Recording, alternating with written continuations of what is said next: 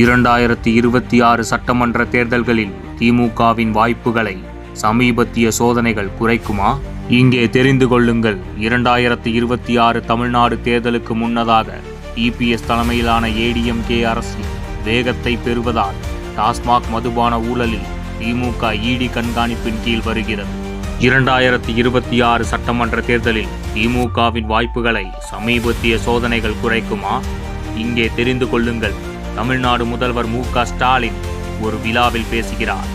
முக்கியமான 2026 தமிழ்நாடு சட்டமன்ற தேர்தலுக்கு இன்னும் ஒரு வருடம் மட்டுமே உள்ள நிலையில் திமுக அரசு ஒரு அரசியல் சூறாவளியை எதிர்கொள்கிறது.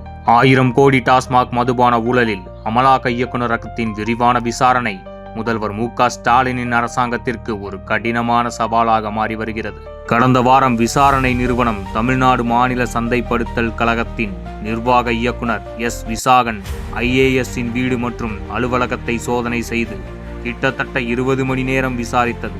டாஸ்மாக் அலுவலகங்களில் நடந்த முந்தைய இடி சோதனைகளை சட்டவிரோதமானது என்று அறிவிக்க கோரிய டிஎம்கே ஆதரவு மனுவை சென்னை உயர்நீதிமன்றம் நிராகரித்ததை அடுத்து அந்த நடவடிக்கை எடுக்கப்பட்டது.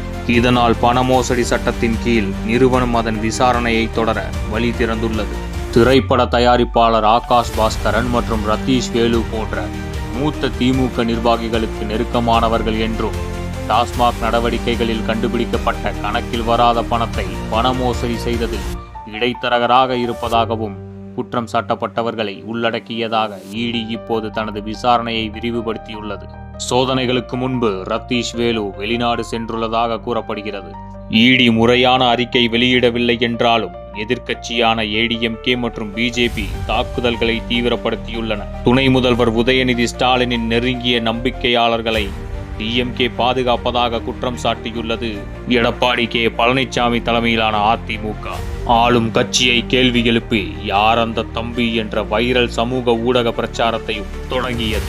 இடியால் ஆரம்பத்தில் விசாரிக்கப்பட்ட பெரும்பாலான எஃப்ஐஆர்கள் 2016 முதல் 2021 வரை ஏடிஎம்கே அரசாங்கத்திற்கு முந்தையவை என்றாலும் எதிர்க்கட்சிகள் இப்போது திமுகவை திருப்பி தற்போதைய அரசாங்கம் டாஸ்மாக்கின் கொள்முதல் நடைமுறைகளில் பெருத்த செலவுகள், கணக்கில் காட்டப்படாத பணம் மற்றும் லஞ்ச பணம் ஆகியவற்றின் சிண்டிகேட் தொடர்கிறது. மேலும் லாபம் ஈட்டக்கூடும் என்று குற்றம் சாட்டுகின்றன.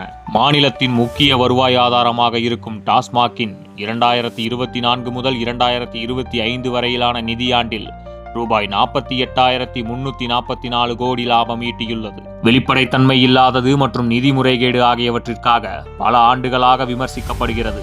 பல்வேறு உயர்மட்ட தலைவர்களும் அமைச்சர்களும் வருமானத்திற்கு அதிகமாக சொத்துகள் குவித்தல் மற்றும் வரி வழக்குகளில் சிக்கியுள்ளதால் ஏற்கனவே சட்ட ரீதியான சூட்டை எதிர்கொண்டுள்ள திமுக இந்த சோதனைகளை அரசியல் ரீதியாக நோக்கம் கொண்டது என்று முத்திரை குத்தியுள்ளது. இருப்பினும் திமுக தனது கடைசி ஆண்டு ஆட்சியில் இருக்கும் நேரத்தில் ஆளும் கட்சிக்கு எதிரான எதிர்ப்பு அதிகரித்து வரும் நிலையில் அமலாக்கத்துறையின் இந்த நடவடிக்கை ஆளும் கட்சி அரசியல் ரீதியாக நடவடிக்கை எடுக்க கூடுதல் அழுத்தத்தை ஏற்படுத்தியுள்ளது. இது முற்றிலும் எதிர்பாராதது அல்ல. தேர்தல் நெருங்கி வருவதால் அமலாக்கத்துறை மற்றும் சிபிஐ போன்ற அமைப்புகள் தீவிரமாக செயல்படும் என்பதை நாங்கள் அறிந்திருந்தோம். அடுத்த ஒரு வருடத்திற்கு எதிர்க்கட்சிகள் முன்வைக்கும் கதையை முறியடிப்பதே இப்போது எங்கள் பணி என்று திமுகவின் மூத்த தலைவர் ஒருவர் பெயர் வெளியிட விரும்பாத நிலையில் டெக்கான் ஹெரால்டிடம் தெரிவித்தார்.